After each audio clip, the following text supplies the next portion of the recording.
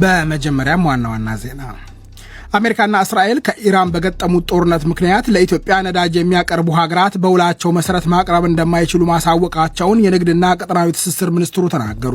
ሚኒስትሩ ዶክተር ካሳሁን እንዳሉት ለኢትዮጵያ ገበያ በየቀኑ ይቀርብ የነበረው ነጭ ናፍጣ ከ9.2 ሚሊዮን ሊትር ወደ 4.5 ሚሊዮን ሊትር በ50 በመቶ ገደማ ቀንሷል። የሶማሊያ ጦር የደቡብ ምዕራብ ሶማሊያ ግዛት ትልቅ ከተማ የሆነችው ባይዶዋን ተቆጣጠረ። የግዛቲቱ ፕሬዝዳንት አብዲ አዚዝ ሐሰን ሙሐመድ ከስልጣን ለቀዋል። እስራኤልና ዩናይትድ ስቴትስ በኢራን ላይ የከፈቱት ጦርነትና የኢራን አጸፋ የመካከለኛው ምስራቅ ሀገራትን ማውደሙን ዛሬም ለሁለተኛ ወር እንደቀጠለ ነው። ጦርነቱ እንዲቆም ፓኪስታንና ቻይና ዛሬ ጠይቀዋል። እስራኤል በጦር ፍርድ ቤቶች ጥፋተኛ የተባሉ ፍልስጤማውያን ሁሉ በስቅላት እንዲቀጡ ያጸደቀችው ሕግ እጅግ አሳሳቢ እንደሆነ የአውሮፓ ሕብረት ኮሚሽን ስጋቱን ገለጸ። የእስራኤል ምክር ቤት ያጸደቀው ሕግ ከፍተኛ ተቃውሞና ትችት እየቀረበበት ነው።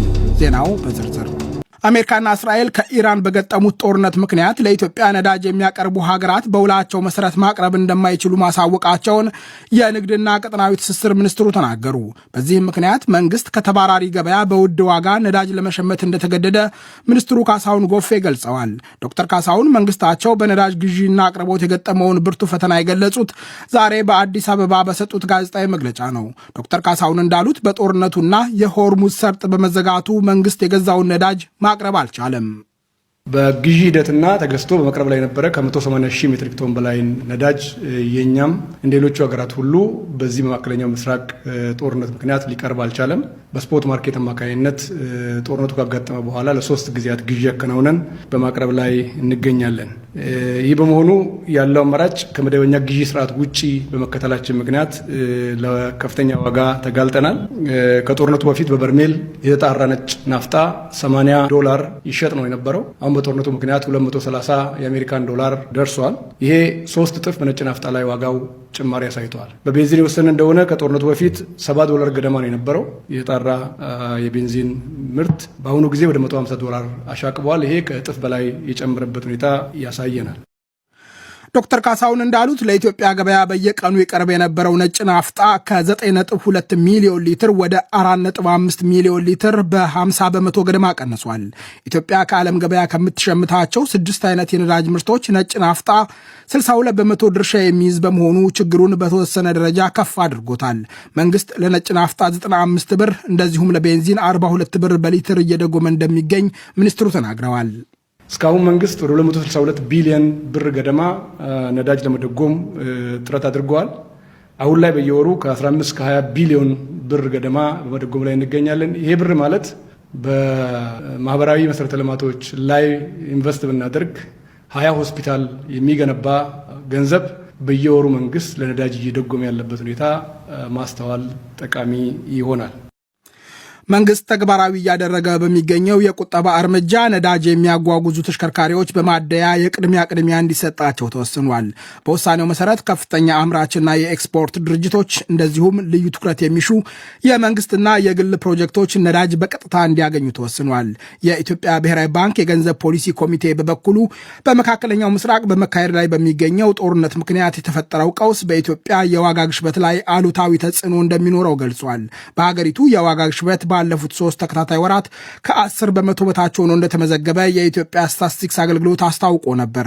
የስጋቱ ጫና ግጭቱ በሚቆይበት ጊዜና መንግስት በሚወስዳቸው የመቆጣጠሪያ እርምጃዎች እንደሚወሰን የገለጸው ኮሚቴው ጥብቅ የገንዘብ ፖሊሲን ማስቀጠል እንደሚያስፈልግ ጠቁሟል።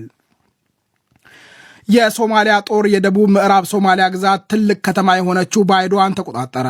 የግዛቲቱ ፕሬዝዳንት አብዲ አዚዝ ሐሰን ሙሐመድ ከስልጣን ለቀዋል። በምትካቸው የደቡብ ምዕራብ ሶማሊያ ግዛት የፋይናንስ ሚኒስትር የነበሩት አህመድ መሐመድ ሁሴን ጊዜያዊ ፕሬዝዳንት ሆነው ተሾመዋል። ዛሬ በፌስቡክ ባሰራጩት መልእክት ከስልጣን እንደለቀቁ ያሳወቁት አብዲ አዚዝ ሐሰን ሙሐመድ ይመሩት የነበረው የግዛቲቱ አስተዳደር ከፌዴራሉ መንግስት ጋር ያለውን ግንኙነት እንዳቋረጠ ከ2 ሳምንት በፊት አስታውቆ ነበር።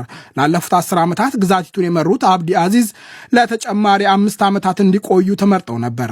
ፕሬዝዳንት ሐሰን ሼክ መሐሙድ የሚመሩት የሶማሊያ ፌዴራል መንግስት ግን ምርጫውን አልተቀበለም። በሶማሊያ ብሔራዊ ጦር እጅ ስር የገባችው ባይዶዋ ድርቅ፣ ግጭትና መፈናቀል በበረታበት አካባቢ የዓለም አቀፍ ሰላም አስከባሪ ኃይልና የግብረሰናይ ድርጅቶች መቀመጫ ነች። የሶማሊያ የኢንፎርሜሽን ሚኒስትር ዳውድ አዌየስ የፌዴራሉ መንግስት ግዛቲቱ እንድትረጋጋ ቁርጠኛ መሆኑን ገልጸዋል። በሶማሊያ ፌዴራል መንግስትና በደቡብ ምዕራብ ሶማሊያ ግዛት መካከል ውጥረት በበረታባቸው ያለፉት ሳምንታት በርካታ ነዋሪዎች ባይዶዋን ጥለው ሲሸሹ የግብረሰናይ ድርጅቶችም ስራ አቁመው ነበር። እስራኤልና ዩናይትድ ስቴትስ በኢራን ላይ የከፈቱት ጦርነትና የኢራን አጸፋ የመካከለኛው ምስራቅ ሀገራትን ማውደሙን ዛሬም ለሁለተኛ ወር እንደቀጠለ ነው። የኢራን የጦር አዛዦች እንዳስታወቁት የእስራኤልና የዩናይትድ ስቴትስ ጦር ኃይላት ዛሬ ኢስፋሃን በተባለው የኢራን ግዛት ላይ ባደረሱት ድብደባ ወታደራዊ ተቋማትን መትተዋል። ባለስልጣናቱ የወታደራዊ ተቋማቱን ምንነትና የደረሰውን ጉዳት መጠን ግን አልጠቀሱም።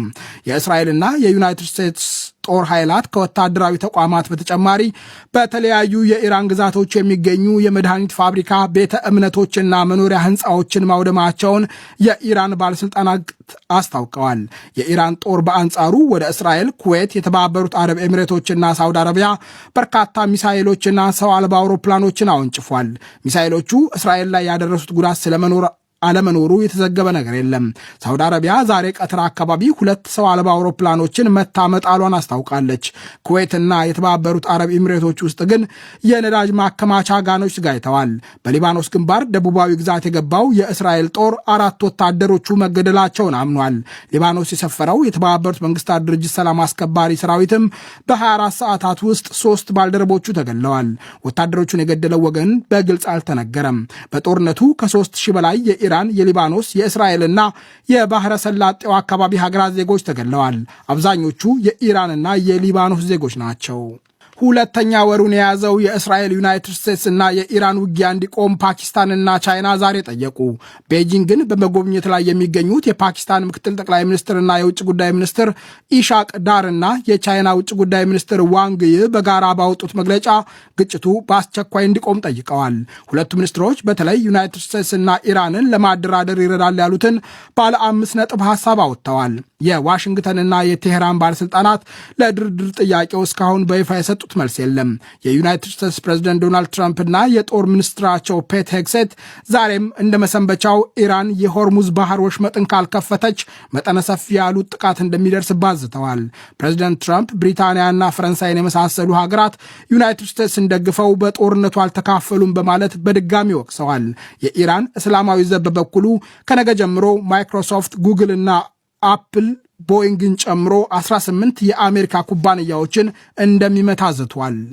እስራኤል በጦር ፍርድ ቤቶች ጥፋተኛ የተባሉ ፍልስጤማውያን ሁሉ በስቅላት እንዲቀጡ ያጸደቀችው ሕግ እጅግ አሳሳቢ እንደሆነ የአውሮፓ ሕብረት ኮሚሽን ስጋቱን ገለጸ። የኮሚሽኑ ቃል አቀባይ የሕጉ መጽደቅ ወደ ኋላ መራመድ እንደሆነ ኮንነዋል። እስራኤል ከዚህ ቀደም በነበራት በመርህ ላይ የተመሰረተ አቋም በዓለም አቀፍ ሕግ በተጣለባት ግዴታና ለዴሞክራሲያዊ መርሆች ባላት ቁርጠኝነት እንድትገዛ እንጠይቃለን ብለዋል። ስቅላትን በጦር ፍርድ ቤት ጥፋተኛ የተባሉ ፍልስጤማውያን ተከሳሾች ቋሚ ፍርድ የሚያደርግ ሕግ የእስራኤል ምክር ቤት ያጸደቀው ትናንትና ነው። የእስራኤል ምክር ቤት ክነሰት ያጸደቀው ሕግ ከፍተኛ ተቃውሞና ትችት እየቀረበበት ነው። የጀርመን መንግስት ባወጣው መግለጫ የጠቅላይ ሚኒስትር ቤንያሚን ኔታንያሁ መንግስት ቀኝ አክራሪ አጣማሪዎች ከዚህ ቀደም ቃል በገቡት መሰረት የጸደቀው ሕግ እንደሚያሳስበው ገልጿል። እስራኤል በኃይል በተቆጣጠረችው ምዕራባዊ የዮርዳኖስ ወንዝ ዳርቻ በመቶዎች የሚቆጠሩ ፍልስጤማውያን አደባባይ ወጥተው ተቃውሟቸውን አሰምተዋል። የአውሮፓ የሰብአዊ መብቶች ድርጅት እስራኤል ባጸደቀችው ሕግ ምክንያት ታዛቢነቷን ልታጣ እንደምትችል አስጠንቅቋል። የስፔን ጠቅላይ ሚኒስትር ፔድሮ ሳንቼዝ ወደ አፓርታይዝ አገዛዝ የተደረገ አንድ እርምጃ ሲሉ ኮንነዋል። ይህ ዶይቼ ቬለ ነው።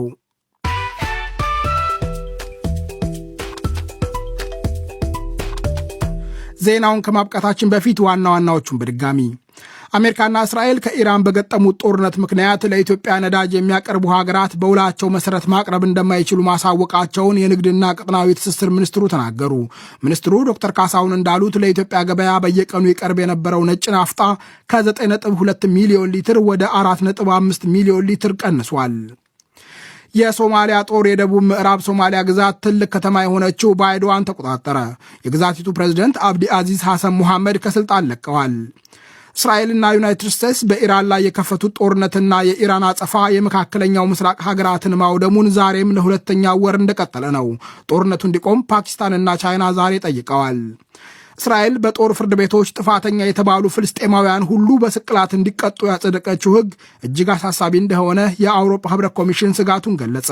የእስራኤል ምክር ቤት ያጸደቀው ሕግ ከፍተኛ ተቃውሞና ትችት እየቀረበበት ነው። ዜናው በዚሁ አበቃ። ጤና ይስጥልኝ።